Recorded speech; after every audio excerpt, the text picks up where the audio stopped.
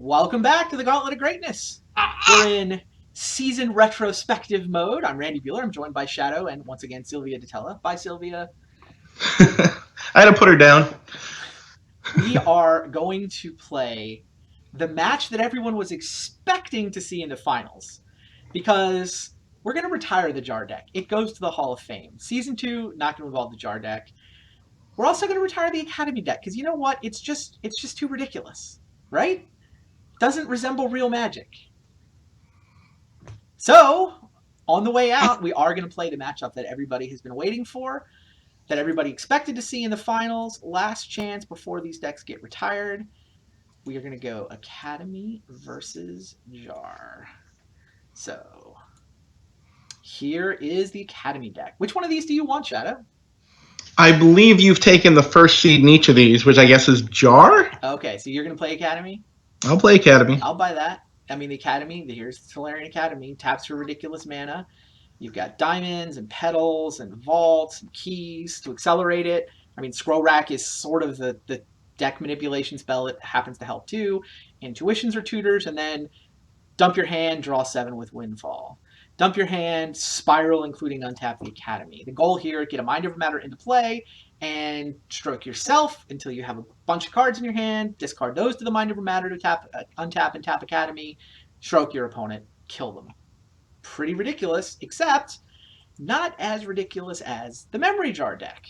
The Memory Jar deck is even faster, right? This deck is Dark Rituals on top of all the same petals, diamonds, vaults, Ancient Tombs, City of Traders. Dark Ritual makes it even faster, and you can just drop Necropotence into play and Necro up a ridiculous hand and kill them next turn. And all you've got to do to win with this deck is crack a couple of jars and drop a Megram into play. Kind of insane. Definitely a worthy winner to the Gauntlet of Greatness, but we're going to play one last exhibition match before these decks are retired off into the sunset. I will play the Jar deck. Let's see what happens.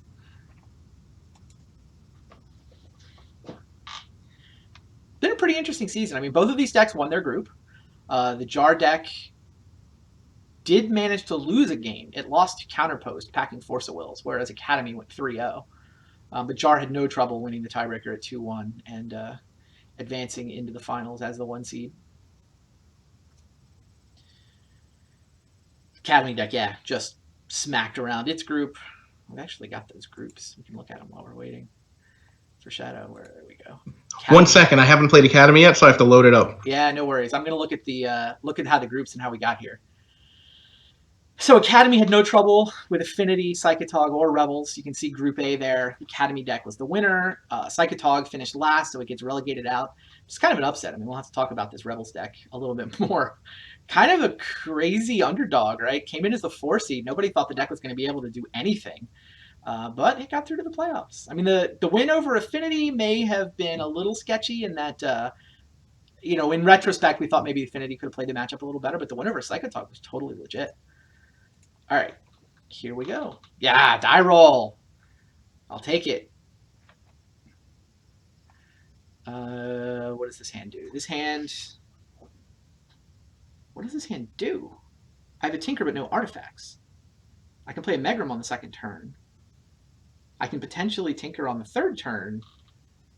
Or I can fast mana my way into a Jar. Wow. He has no permission in his deck. Like, his deck is designed to go for it, but it's slower than mine. He's not winning on his second turn. His deck doesn't really do turn 2 kills. He probably is winning on his third turn, but that means I get my third turn. I think I keep this. Yeah, if I draw any artifact, then I win on turn 3. Or if I draw a ritual or a 2-mana land, then I probably win on turn 3.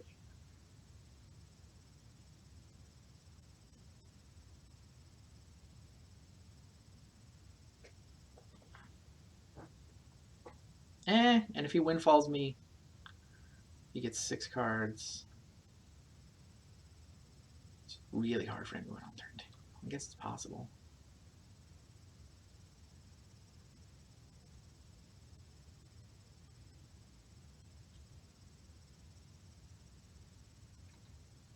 Yeah, he sets up. Ooh. That's interesting. So if I City of Traders, I can play a Jar this turn if I tap the Mana Vault. Or I can play a Megrim this turn. Which of those is better? And have the Mana Vault untapped? I get to go to next turn with a tapped Mana Vault in play. Or I can go to next turn with Mana. Which of those is better?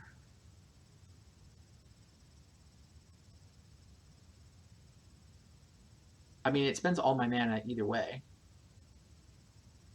I think I'm better off holding the Mana Vault rather than having it in play tapped.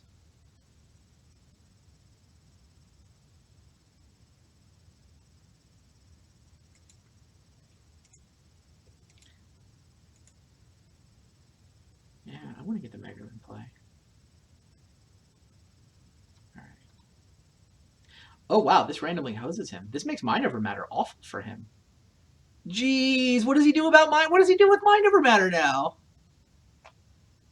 Good luck winning with Mind Over. Holy, his whole combo. Megrim just randomly destroys his combo. Wow, what does the Jar deck do about? I mean, the Academy deck do about Megrim?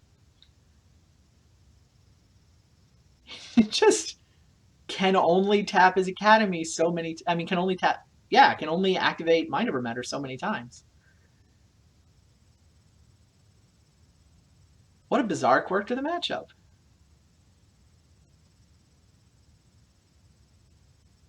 I mean, obviously you play Megrim on turn 2.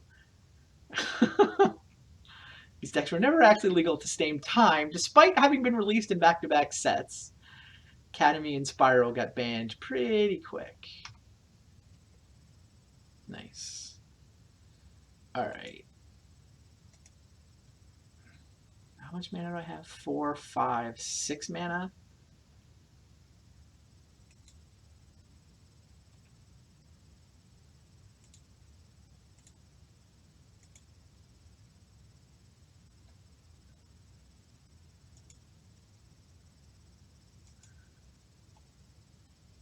Yeah, I should just crack this Jar. I mean, whatever. I have black and 2 floating, so I like my odds of winning from here. Even a Megrim is good enough. Megrim or a Jar is good enough.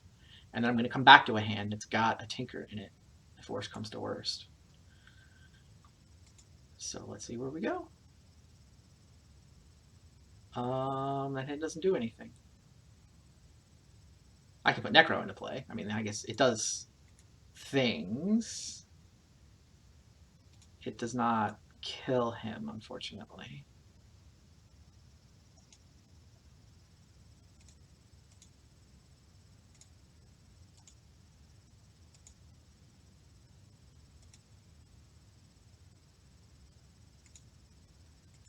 One, 2, 3, 4. I mean, there's not much harm. He can't deal damage to me. My old hand has a Tinker in it. It's not awful. It's got a land, it's got a Tinker. I just get 7. Colorless mana doesn't do anything. Alright, now the trick is I have to put the Necros on the stack, then the Jar trigger on the stack. So that I get all these cards into my original hand and not the hand that I'm about to discard to the memory jar. Yeah, Jar trigger on the top of the stack. We discard these hands. And a bunch of these triggers go on the stack. Is F7 going to work? F7's not going to work.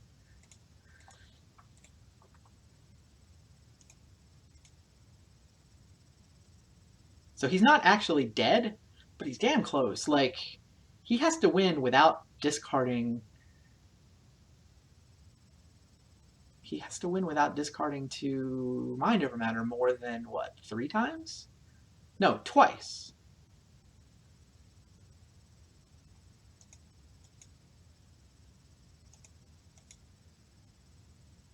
Yeah, and then I just get to kill him next turn. He's at 6. I mean, good luck! How does this work?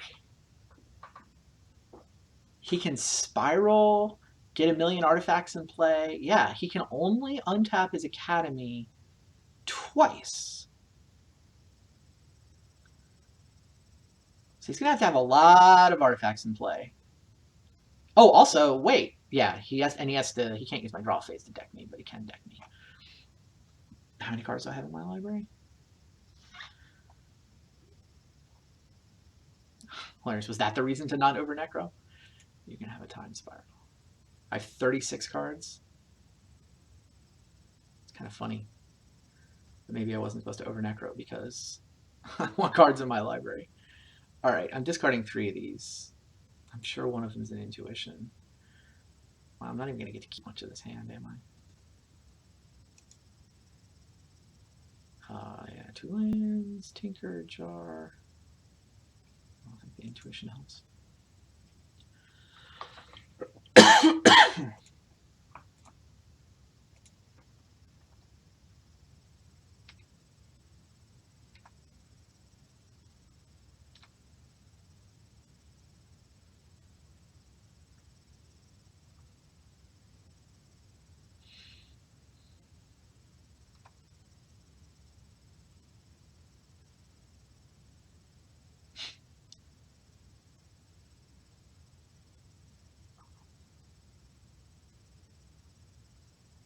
How I'm supposed to combo you out through Megrim is beyond me, but I'm going to try. You have to have, I was just talking that Negrum, I'm just like pre-sideboarded against you. Randomly have this insane hoser. So look, you only get to untap Academy with Mind Over Matter twice. Just put like 20 artifacts into play, and then you'll have no problem. It's true. I need to get 20 artifacts. I'm sure I'll totally get that off Time Spiral, so give me a sec. Pretty much, man. You have to spiral and get all your artifacts into play, and then it is possible to win from here. But good luck to you, sir. Thank you. Let's see what happens.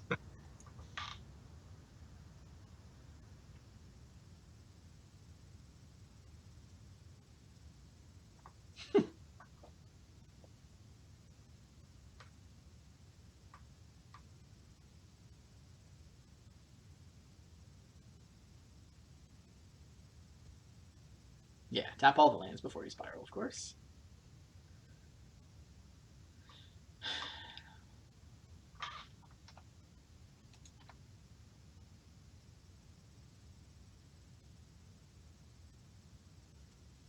And he has to win before he says go. I mean, hypothetically, he might leave me with a hand that has no ability to do anything. But most of my hands kill him. Just need any Tinker, any Jar. Yeah, I guess Gauntlet will doesn't do anything. Because he's spiraled away in my graveyard.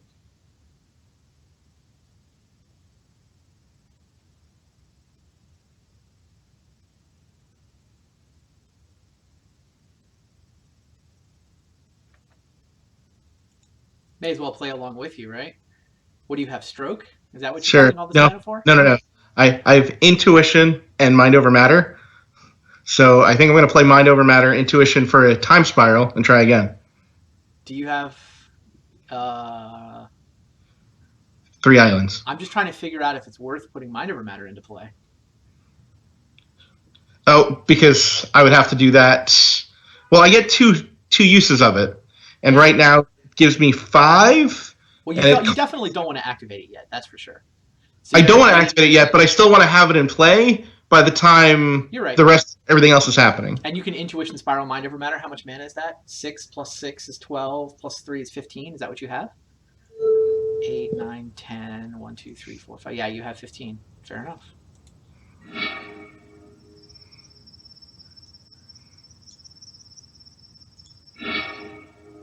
I don't know which one of these I'm going to give you. I recommend the middle one. That one's probably the worst. All right, I'll give you the middle one.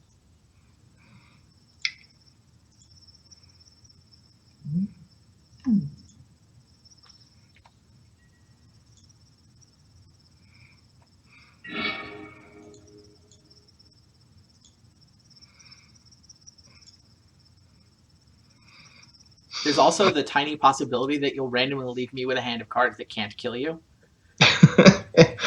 There's a chance, certainly.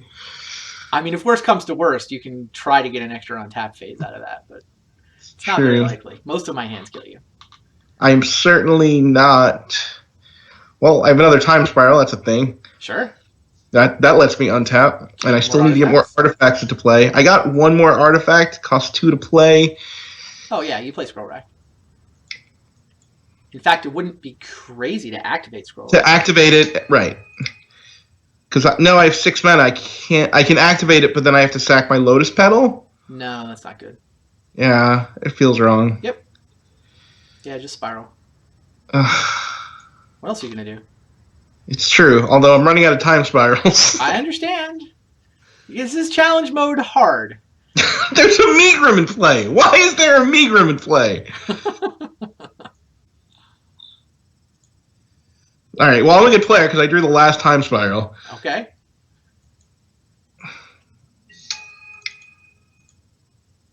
This time I think I activate it. Because now I have 8 mana. And you have another one.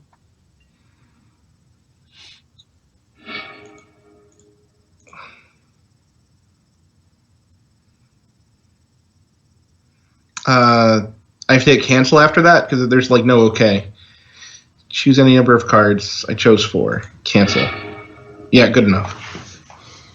All right, Windfall would be bad. Check. Yeah, Windfall's not happening. You just want artifacts. Yep.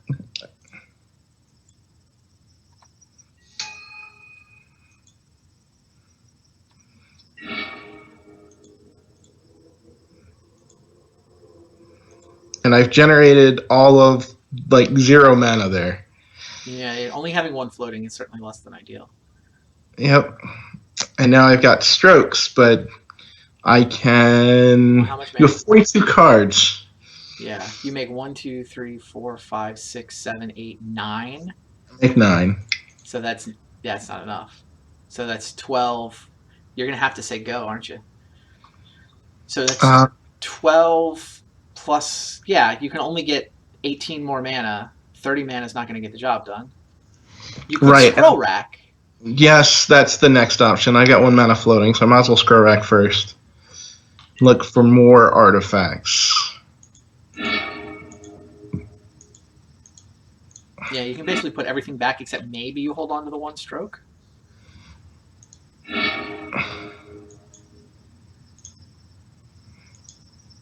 Yeah, I don't like your chances. I think you're going to have to say go, which feels like a loss. Well, I mean, probably. But I mean, if you say go, then... No! Wait, that's discard a land card. I can't do that. Oh my god. I can't put Mox Diamonds to play. I'm just going to let it die. Yeah, you're right. You have to. Wow. Yep, no. That card certainly said discard a card. I cannot afford that. And then I'm going to lose 3 life at the beginning of my next turn unless I Tolarian them, untap them. You can definitely key to untap one of them. Keys are pretty good for you here. The other thing is you can use the new legend rule to play a second Academy next turn if you got a next turn. Right. So that's another 9, 10 mana. I mean, look, most of my hands kill you, but if you didn't come out, yeah. I think you have to say go here and cross your fingers. I gotcha. You're totally dead here. It's not going to work. I have a Tinker. What? I know. Sorry. Do you want me to overkill you? Overkill is fine. I might Windfall in response. Quicken. You get Quicken in that deck? Yeah. All right. Let's go to game 2. Concede game. Like, Meagrum at the table, I'm like, what am I supposed to do? Yeah, no, this matchup, I think it's going to just be a lot more lopsided than we realized. Yeah. By the way, I just you not to draw. That was the game where you have your best chance, for the record. Guess what I have on my sideboard? What you got? Wasteland. That's fair. The best I have is Counterspell to try to stop Meagrum. Like, I'm not even... Oh, you totally bring in Counterspell, but yeah. I like my chances here. I like your chances, too. All right, I'll talk to you about So this deck deserves top spot. The Jar deck, yeah. We got to play it out, but yeah. No, the narrative all seems very fitting here. I'll talk to you more after the game. Yep. Hilarious. Disenchanting Mind Never Matters, not the game I want to be in. Duress is tempting, so is Pyroblast. And I am on the draw here. Pyroblast seems ridiculous. He's going to bring in Permission, and I don't think I care. Duress is... Yeah, I don't think I care. If he has a heavy Permission deck, I would go Duress. But he's not. What am I doing? What am I taking out, though? Well, I'm not taking out the city. I guess I'm taking out, like, some mana for the Wastelands. If I bring in 3 Wastelands and take out 2 lands. And what am I taking out for these Pyroblasts? I mean, Necro is kind of the fallback plan, so I can take out a little bit of that. Yawgmoth's Will is also kind of the fallback plan. It seems crazy to take it out, but I mean, that isn't the way the game works. I don't want to take out my intuitions. Those are my tutors. Oh, Underground River's worse than Swamp? No, maybe.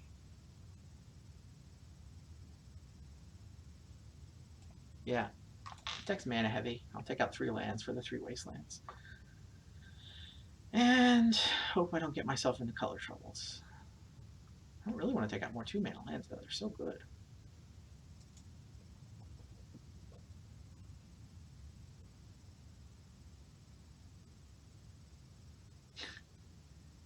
Just pre-sideboarded. No problem.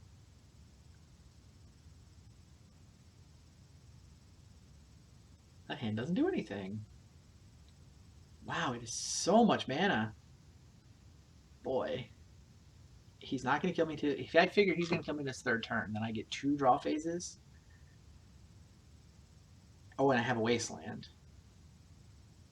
Wow, the fact that I have a Wasteland, I think means I can keep this. Yeah, the Wasteland seems... This is a spell. This is a business spell.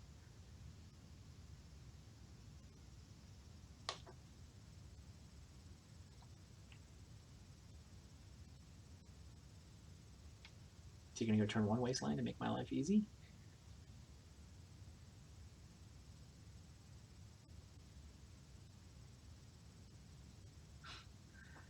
Wow. Wow. Oh, you've got to be kidding. If he has Academy Spiral, he wins turn 1. Oh, he's got Windfall? He's got Windfall. Meh. I guess my mulligan would have been good against his turn 1 Windfall draw, but what are you going to do? Ooh, that hand's pretty good. Wow, I like his draw. Diamond Vault Key, no land drop, Windfall into the Academy. Academy taps for... Yeah, he can Spiral here. Ridiculous. Okay. He can still Spiral. Mind Never Matter can untap Academy. No Megrim yet. Jeez, he's got it. He's got something. Yeah, even Intuition would be good enough here, right? Yeah, he can Intuition for Spirals. Use his last 2 cards to make 8 mana.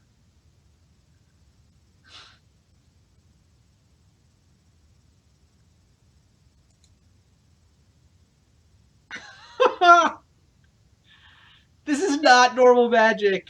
We gotta get these decks out of here. Any deck that gets a turn 1 kill is removed from the Gauntlet of Greatness. Retired to the Hall of Fame. I like it. Promoted out of the field. Go back to Vintage where you belong.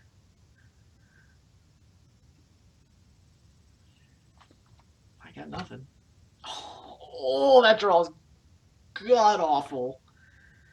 Now I want him to turn 1 kill and not leave me with this stupid thing. This should be an easy kill for him here, right? He had to completely whiff. Like, even a Scroll Rack is probably good enough. Stroke of Genius is lethal. He can draw his entire library. Time Spiral gets him 7 cards. Scroll Rack... So I have Stroke in hand. I just have to find another Stroke. I don't think you're going to have trouble finding another Stroke, considering I'm pretty sure you can draw your entire library. Yeah, I tap it. Well, you Yeah, tap yeah. for 5. I guess technically you don't draw your entire library because you can only make 34 mana Right, but then I go find an intuition or something. It seems unlikely that you get to come out of this. or a scroll rack. Yep. So turn 1 kill. You forgot to get a turn. Turn 1 kill. Now we've got an official rule. Any deck that accomplishes a turn 1 kill gets promoted to the Hall of Fame. That's our new rule. New rule. Have we seen that from the Jar deck? Yeah, Jar deck got a turn 1 kill in the clinching game of the finals. Oh, that's right. That's right. That draw was absurd. I even had Wasteland in my hand.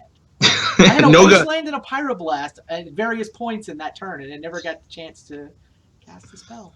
All right. Yep. All right. Game 3. Game 3. What changes? I still want the Wastelands. Still feel like the Pyroblasts are worth it. And yeah. Turn 1, Dark Ritual Megrim.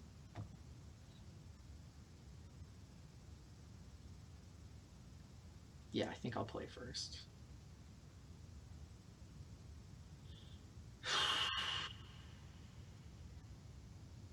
So this draw has I can say go with Pyroblast up. He's not gonna kill me on his first turn if I have Pyroblast. I have a ton of mana, including a jar. So I can play a turn 2 jar, or I can slow roll it and play a turn 3 jar without even using it with mana floating. And if I draw an artifact and I can tinker, I think I can afford to say go and leave up Pyroblast. Yeah, I think that's better than risking going down to 6. This is a turn 3 kill. I could gamble on a turn 2 kill, but it would be the wrong play. The odds aren't good enough unless I top deck something exciting. Right. If I top deck, I can go for turn 2. I have Pyroblast to slow him down. I can give him 2 turns through Pyroblast. I'm keeping. You can have 2 turns while I have Pyroblast. If you can beat me through that, you got me.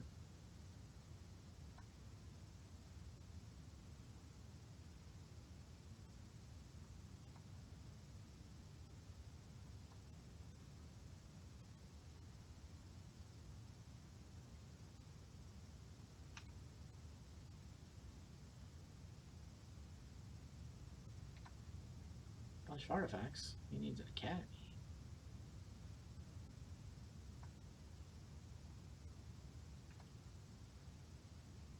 More fast mana.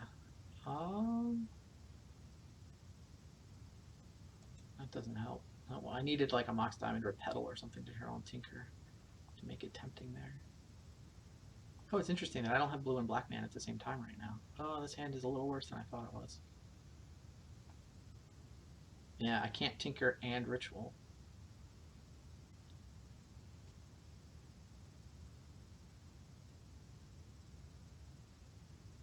But I still have Pyroblast, and his hand was a bunch of keys that don't do anything. Like a lot of times with that deck, oh yeah, another key. Great. You're down to 2 cards, and you're not going to get started without something exciting. Okay, now I have Swamp. Swamp allows me to Dark Ritual, Memory Jar, and then ship the turn back? I mean, 2 cards in his hand. He's not winning through a Pyro.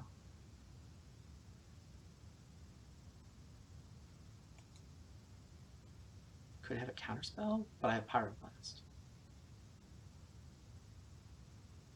Yeah, he could be sitting on counterspell here. So do I do nothing again?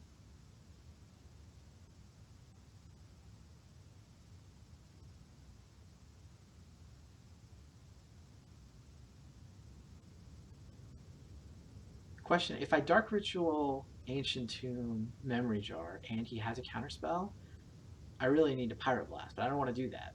And then, because then I'm either, I have no mana floating, I'm either cracking the jar with no mana floating and no land drop, or I'm saying go while my defenses are down. I don't want to do either of those things. Next turn. Next turn is the answer. And then, like, his board makes 3 mana. Now it makes 4 mana. He can't do much. So I almost don't want to do this because I feel like your hand is bad. No, my hand is. I'm slow rolling a kill and a pyroblast.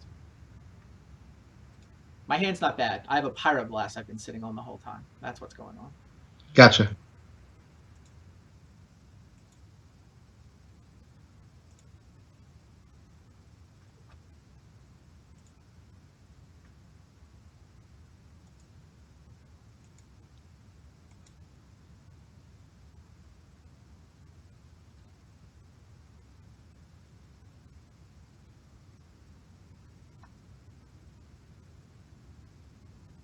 Yeah, we can talk through this. All you've got is a pedal, which doesn't do anything, right? Right.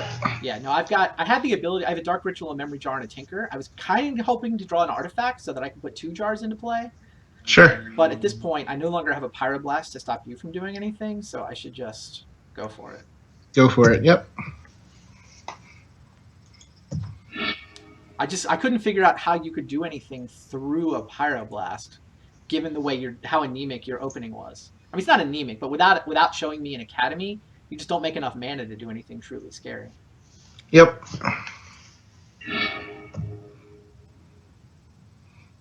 What does this hand do? I'll mute him and think through this. I can say go with Pyroblast.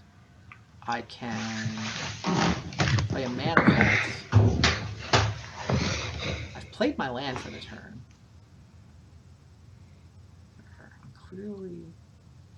I only have 1 colored mana, that's my problem. Right, I played my land for the turn.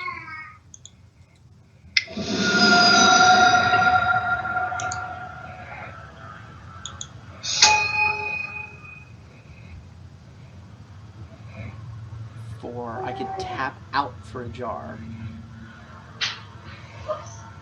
Or I could say go with Pyroblast. Or no, I don't have to tap out for a jar, I can Tinker. I can have 2 colorless floating and resolve a jar. Man, I wish I could get back to this hand, but that's not happening. I think I Tinker.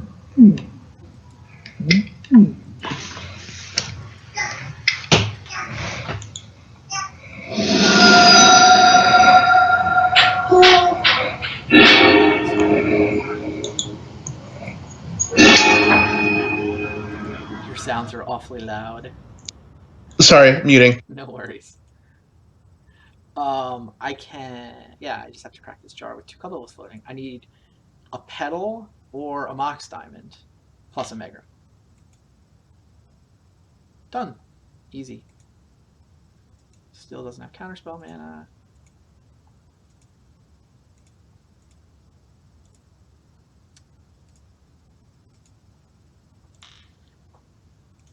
Ball game.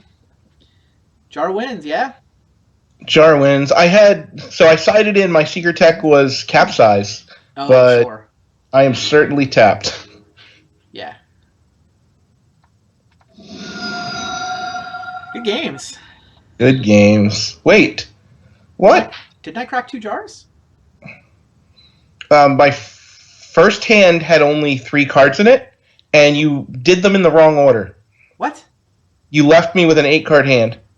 That's not possible. Oh, yeah, it is. How?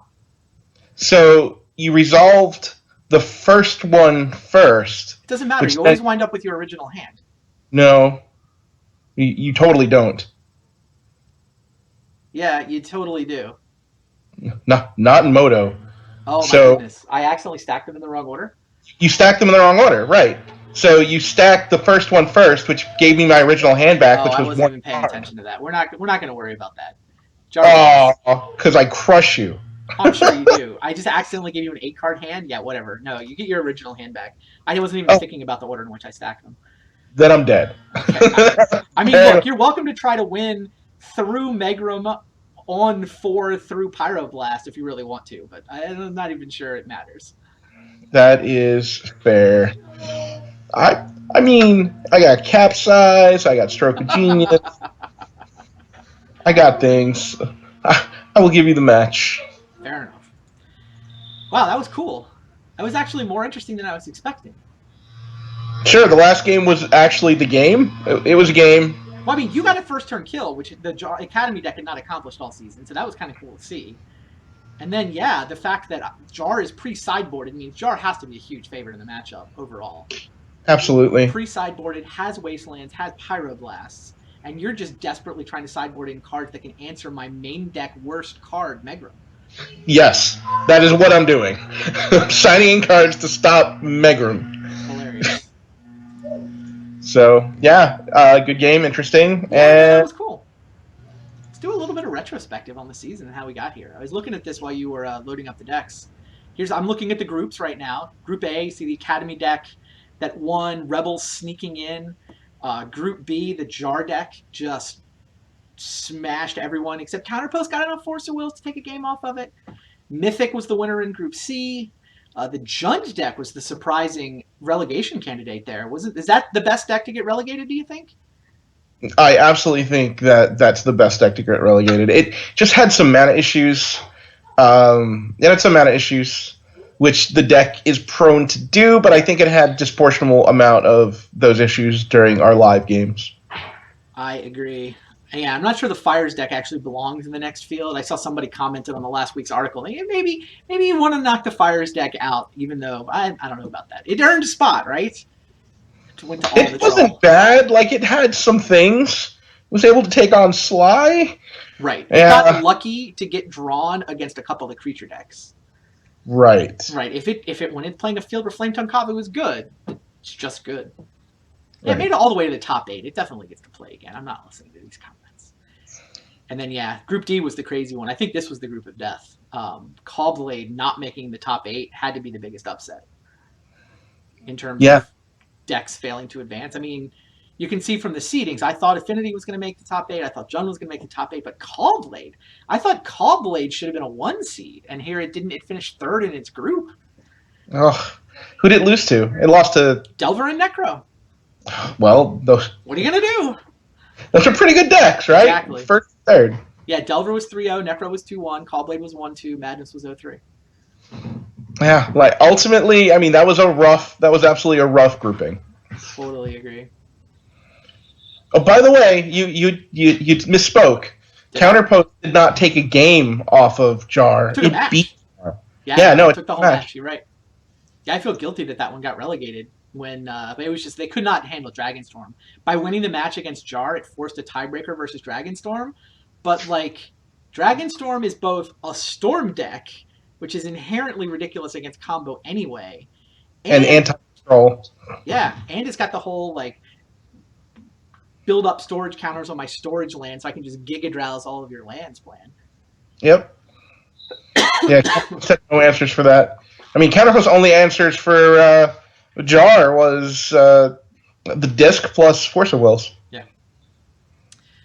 I found it interesting to like one of the cool things about this format to me is thinking about when was Standard at its most powerful. Mm-hmm. And I feel like it's clearly the 90s, and specifically the Urza Saga block, right? Jar and Academy were the two most ridiculous decks. That's 98 and 99, sort of Urza Saga era. But then the Necro deck, 1996, also kind of ridiculous. We had what? Counterpost and Sly didn't fare quite as well in this field, but I mean, those three were the three most ridiculous decks of the year. Yeah, absolutely. So we're talking. This was before WotC got the Magic players on R&D, right? Like, Yeah, it was they essentially hired me as the beginning of that real wave. Right. And I joined at the end of 99, so Invasion was my first set. Sure. There's kind of a gap, though, right? I feel like the Standard where I was in charge is actually the weakest. I don't know if that's a good thing or a bad thing, but I think it's a true thing. Yes. I mean, basically what happened is there was a lot of correction towards creatures, right? Like, and nothing too crazy, nothing too scary. It was just a reaction to what happened in the late 90s. Yeah, I mean, the Fires deck is sort of half Invasion, half Mercadian Masks. But then in terms of decks that made our top 8, there's this gap from 2001 to 2008. And the Fairies deck is sort of a little beyond my time. I was still at Wizards, but I wasn't running R&D at that point. So right. There's it's a 7-year gap in terms of ages of making the top 8, and then you've got the Fairies deck, the Delver deck, the Mythic deck. Makes sense. Definitely a reaction against the broken stuff from the 90s, and I mean, I think Standard's in a really good place right now, actually. I think that the R&D group has sort of been able to build upon that stabilizing stretch and make some really interesting decks. I don't know that I'm defending Fairies or Delver, but current Sure. standard seems really good. Yeah, I mean, they constantly make small tweaks, and all of the tweaks that they make, even to the format, plus the way that they create the cards, it's created a really lively format. I really like it. So I did get some questions. We're in sort of historical retrospective mode, finishing up season 1, looking forward to season 2, which is going to be modern and streaming starting on Monday. So I'm just going to read through some questions. We can talk about them. What decks were you surprised didn't make it to the elimination rounds? I think we both picked Callblade. Is there another Absolutely. one? Maybe Affinity is the one that I thought was going to do well, other than Callblade? Sure. I was rooting for Sly. I'm not sure I'm surprised he didn't make it, but I was rooting. Yeah, no, it can hold its own, but it's usually because of the wastelands, right? It's attacking the mana, and if burning mana creatures and wastelanding non-basics isn't good enough, the creatures are just a cut below what can be played nowadays. Yeah, absolutely. I mean, looking at it, of course, you see Ironclaw Orcs, and you're like, all right, fine. Fine, you're allowed not to make the top 8. Yeah, nowadays, you take Ironclaw Orcs, and you say, okay, yeah, Ironclaw Orcs is actually in that deck. Zergo Bellstriker, who just came out in Dragons of Tarkir, is half as expensive. He's R instead of 1R, and has Dash as an additional extra ability. Sure. We'll tell you something about where the creatures are. We'll take the 2-mana creature that made the top 8 of Worlds, cut its mana cost from 2 to 1, and then add an ability. Different world. Very different, yeah. So what's the biggest upset of the tournament in your mind?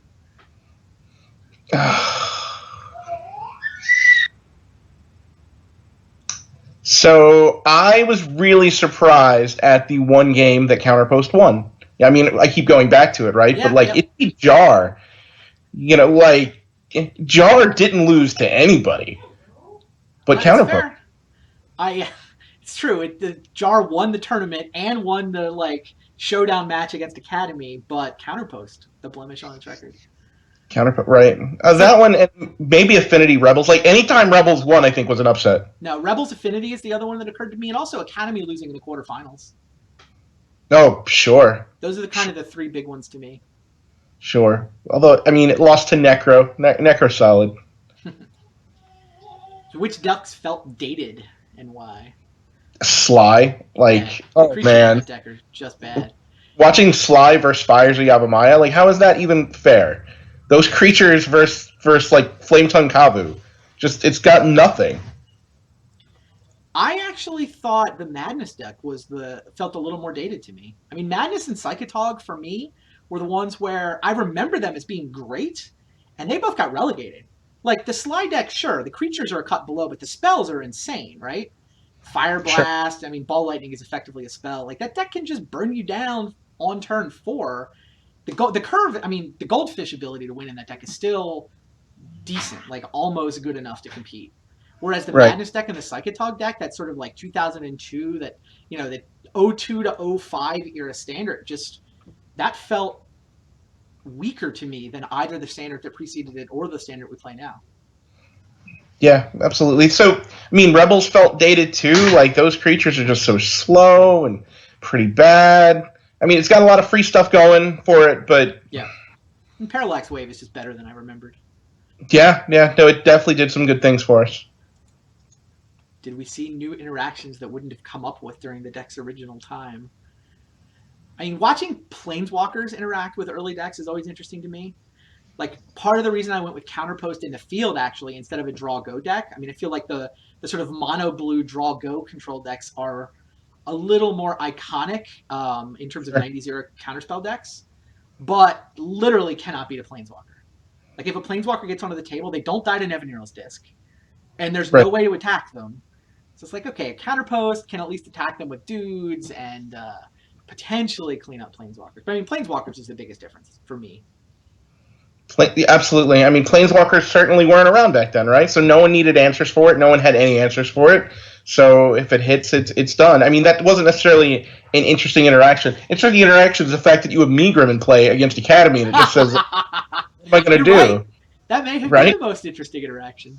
Like, it was just like my jaw just dropped. It was kind of like when I was playing Draw Go, when I was playing Counterpost and I played the Nev Disc. I'm like, if I get to untap, he can't actually beat me. True. Like, he just can't. Like, this card just auto beats the deck. So some of those situations are pretty interesting. I mean, the other times were the just the power differentials when those things hit. But I'm not sure we had anything that was really tricksy. Well, the one other rules thing that came up, and again, this was during the like what's going to make the field stage, is I wanted to put a prison deck in the field, except Winter Orb no longer turns off when you tap it. Like it used to be, you'd play Winter Orb decks, and you'd play Icy Manipulator in your Winter Orb deck. Your opponent would be untapping one land a turn, and then periodically you just tap your own Winter Orb, and you get to untap all your lands, and they're still in jail. They still don't have their mana. So that interaction, I mean, obviously I knew the rules had changed. I knew that tapped artifacts no longer shut off. So I couldn't even put the deck in the field. So I mean, I kind of saw that one coming. Didn't they Oracle's Winter Orb to say if it's untapped to do this ability? Like, I thought there was a small time frame when they added that to a lot of the old artifacts, but I guess they'd removed it since then. Exactly. They did add it for a little while. Then they later decided that there just should never be power level errata, that all cards should just work the way they look like they work if you look at the printed card. I mean, obviously, you have to clean it up so that... But yeah, they basically decided they didn't want to have any errata which were changing the power level of the card. If the card's printed text worked clearly, just let it work that way, even if that isn't how it was intended. Okay. So yeah, they got rid of the power level errata. It turns out randomly they printed Howling Mine during the little window where the power level errata was in play. So there's actually the most recently printed Howling Mine says if Howling Mine is untapped, then everybody draws an additional card. So the only card that still turns off with Icy Manipulator is the Howling Mine randomly. Wow. Yeah. Yeah, Icy Manipulator certainly has lost all of its power. Like, that was the card when I started the game. That was just, it just seemed so powerful. It could do everything. If my opponent had it in play, it just made me really sad. And it certainly lost a lot of luster. Yeah, my roommate and I, when I was first learning how to play, had a 2 Icy Manipulator detente. Like, we agreed that neither one of us would ever require a third Icy. Because if one guy did, then the other guy had to go buy one. And then we were just going to go all the way up to we were just buying all the cards. But, like, before I found tournaments, when I was just sort of playing against my roommate, we had the Icy Manipulator detente. Definitely one of my early memories of the game. Yeah, absolutely. That and Hypnotic Spectre, I think, were the 2 cards that just blew my mind. I got a question if I can share any experiences about playing Necro in Standard back in the day. Specific memories, and did it feel different? The Necropotence deck for me was the first truly good deck I played. Well, sort of. I was just discovering tournaments around the time the Pro Tour was getting started up. I don't know. I'm interested to hear your story as well. I don't think I know it.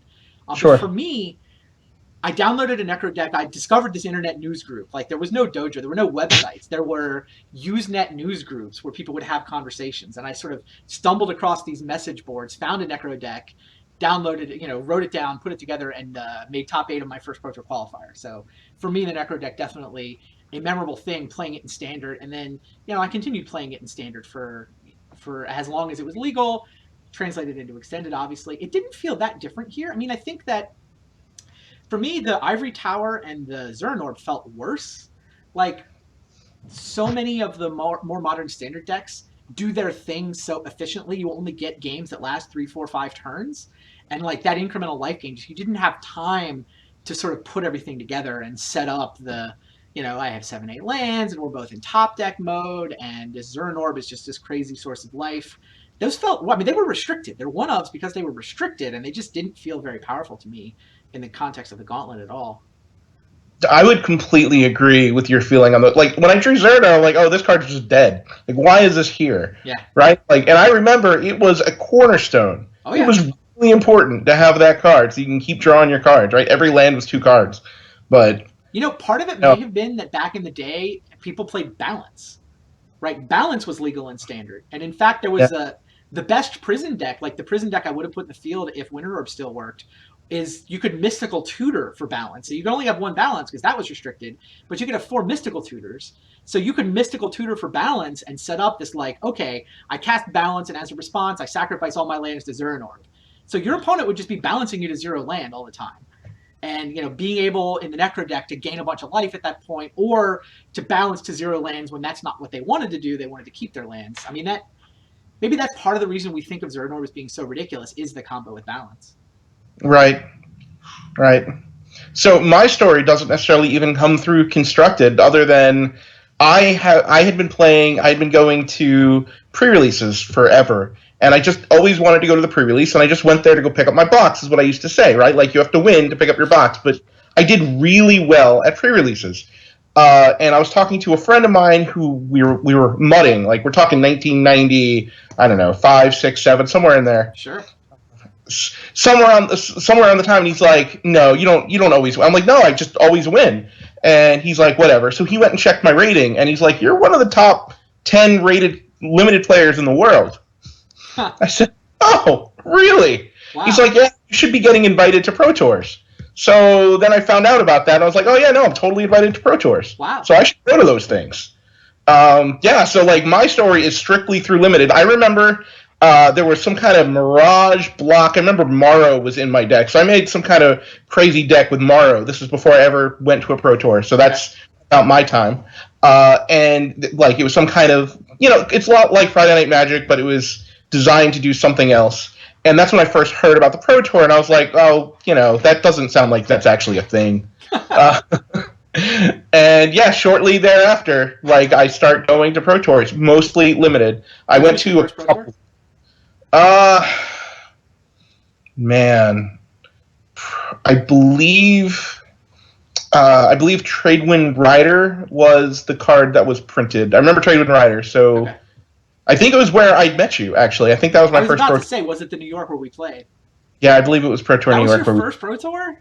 Yeah. So I'll tell that story. I don't think I've told it on this series. So sure. I met Shadow at Pro Tour New York. This is 1999. It's Tempest Block Limited or Saga Block Limited? It's got to be Tempest, right? Tradewind Rider is Tempest. Yeah. So I have this just gorgeous blue-red control deck. Yeah, I think it was Tempest Stronghold, but not yet Exodus, something like that. Because I had this Sift archetype I used to love. You could get like red burn spells, card drawing from blue. Cloud Spirit is this 3/1 high flyer. High flyer means flying, can only be blocked by other flyers. So I had like high flyers and just infinite shocks and removal spells, lightning blasts, all that. And Shadow plays turn 3 Pincher Beetles against me. 3/1 Shroud. Not generally even considered a good card in that format, but I mean, with your background, it makes sense, right? You're just like winning with all the cards, not like you were part of a team. It's not like you were, in the same sort of groupthink mentality I was, and you're just like, here's Pincher Beetle, 3/1 Shroud for 3, and just this 3/1 Shroud just keeps coming over, and I'm holding like multiple ways to kill anything and multiple flyers, so against anybody else, I can just kill their creatures and fly over for the win, but not against Shadow. No, I remember me twice. You won the match. I won the match. I remember distinctly the sad look you got on your face when you turned your hand over and showed me like multiple shocks, and the last card you drew was the super high flyer. Yeah. So like, just you had no answers for the Pincher Beetles. It was crazy. Yeah, this was a day 2 match at Pro Tour New York. We both wound up finishing in the money at that PT. Absolutely. Yeah.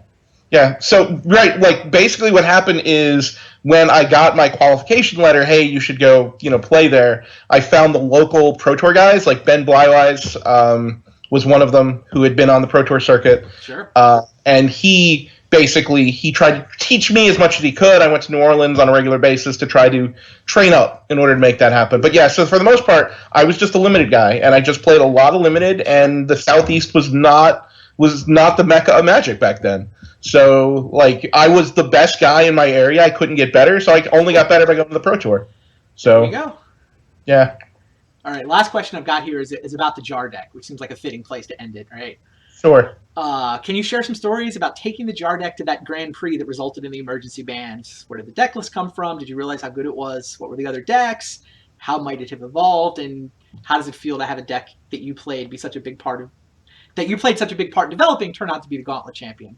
Last part feels super cool. Yeah, no, the Jar deck is definitely, that was my deck. I know that, when I won the Pro Tour, I would call that deck Lower Potence. I certainly played a large role in tuning that deck, but, Eric was the designer, and I was sort of the developer tuner guy for that deck. The mono blue decks that I played at Worlds were very much Cuneo blue decks, Drago decks, where it was his initial design, and I was definitely involved in tuning and fiddling with the numbers, but I would call Cuneo. The Jar deck, though, was, it was more mine than anybody else's. The set came out, we were just looking for the broken cards, Tinker seemed broken, Jar seemed broken. We're always in this, we had just come off this combo winter where the Academy decks were all crazy, and there were, other combo decks floating around. Zv would always show up with crazy things. So we're in that mentality anyway. Eric was involved in testing the deck. It's like, I knew I wanted to go to the Grand Prix because I was kind of going to all of the Grand Prix at that point in time. So I had been planning to fly to Vienna anyway. And I'm like, okay, here's this new set. Let's see what's in here. Playtesting it on campus with Eric Lauer. Brian Schneider was the other guy that I spent a lot of time playtesting that deck with. So I think that trio of guys had put this deck together. We knew it, and yeah, we knew it was good. I mean, we knew it was so good that Eric, who had never traveled to a Grand Prix, that he didn't like wake up that morning and get into my car for. He didn't fly anywhere. Basically, I would show up at his apartment. I would knock on the door. He would sort of stagger out, only having been awoken by the knock, get in my car, and then be like, okay, where are we going? Right? That was Lauer back in the day. Lauer saw how ridiculous the deck was and bought a ticket to Vienna. So had never gone anywhere remotely that. I guess we'd been to a European Pro Tour at that point. But yeah, we knew the deck was insane. And Eric got the ticket to Vienna. We both made top 8. He lost in the quarters. I lost in the semis. But I mean, the whole way through, the deck was just obscene how powerful that was. And that was an extended tournament. So if you go look at the deck list, we got Vampiric Tutors, which meant that you didn't even have to have 3 Megrams in your deck. You could just have Vampiric Tutors and go get the 1 Megram when you really needed it. And the deck, I mean, it's got most of the tools in the standard version, but the extended version is even faster and even more consistent. So, I mean, where was the deck going to go? It was just, the only thing with that deck was, what is my opponent capable of doing? Right? I think in extended, we played the defense grids in the main deck because Force of Will was legal, and, people could play Force of Wills, people could play counter spells, and so you had defense grid in the main deck. I mean, in terms of evolution of the metagame, the other big decks there were definitely combo decks, right? High Tide, which was essentially Time Spiral combo deck, but without the Academy, was the best deck, I guess. I mean, that was certainly the deck that, some guy named Kai won the Grand Prix, and he had a High Tide deck with Thawing Glaciers and Pyroblasts. So he's like, here's what we're going to do. I'm going to be set up to just, the only way anybody can beat me is if they Force a Will. So I'm going to have Thawing Glaciers to get more lands into play so that when I eventually cast High Tide and make all my islands tap for more mana, I just have more islands. And of course, he's got all the Force of Wills, and then he's got the Pyroblast to fight your Force of Wills. So, I mean, the metagame was definitely in this, all the best decks are combo decks, how do you fight the other combo decks mode. It wasn't going to be a particularly interesting metagame if there hadn't been an emergency ban, unfortunately. And then in terms of standard, like, there were no giant standard decks that month. I mean, Wizards was able to clean up the Jar deck to the point where you can't go point to any kind of ridiculous standard constructed events. But now you can. Now we're the ridiculous standard event, right? Yep. Memory Jar. Only legal for a month. But... And no longer legal. It's now banned in Gauntlet of Greatness. Not even legal, yes. Not an emergency ban. It earned it. It earned played it out. Memory Jar deck now has been banned into the Hall of Fame alongside Academy. That was a fun season. That was really, really good. I really enjoyed it. It was really interesting. Some of those matchups came, and they did their thing. Some of the games were actually games. Some of them were not. Yeah, that's fair. But I look forward to the next season of Gauntlet of Greatness, which the next one for the standard decks. Although I hear we are not doing that for the season coming up, correct? Nope. Season 2 is going to be current modern. So a couple of different experiments built in there. I'm kind of interested in seeing what happens if we put the Gauntlet of Greatness as a stream instead of just having the videos. I mean, if you like watching the videos on Mox Boarding House's website, they'll still be there. You can just catch up at your leisure with the videos that'll get posted to the website. But yeah, we're going to stream it. And so that's experiment number 1. Experiment number 2, we're going to try modern instead of standard. And we're going to try current decks instead of historical decks. And there isn't really a sort of historical run for modern. The format is relatively new, and maybe you can mix some extended decks in there or something. But we're going to do a bracket of current modern decks. We'll draw up the bracket. You can actually go to the Mox Boarding House website right now and vote on the play-in games. So what are the bubble matches? The last 8 decks to make the field are actually going to be determined by your votes. So sound off. If you care whether it's the mono blue Tron deck or the red green Tron deck, give us your 2 cents worth in the poll. And 8 of the matchups are actually sitting there. Those are the bubble matchups right now. So that'll be fun. tune in Monday. We'll be back. Gauntlet of Greatness will continue. Season 2 is going to be modern. Any parting thoughts for us, Shadow? I'll see you next week. See you next week. Sounds good. See you guys next week also.